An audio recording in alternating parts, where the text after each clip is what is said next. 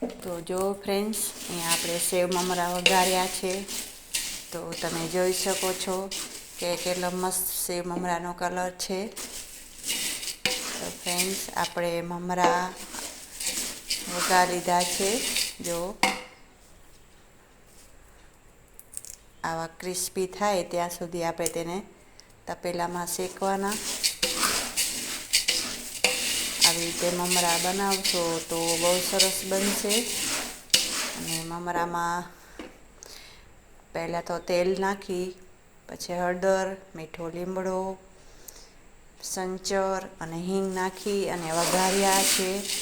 તો ફ્રેન્ડ્સ, તમે જોઈ શકો છો આ લીમડાના પાન છે. તો મમરામાં તેનો ટેસ્ટ ખૂબ સરસ આવે છે. તો ફ્રેન્ડ્સ, તમે પણ આવી રીતે બનાવશો તો ખૂબ ટેસ્ટી બનશે.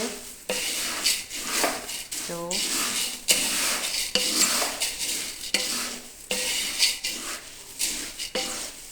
તેને એકદમ બઢિયા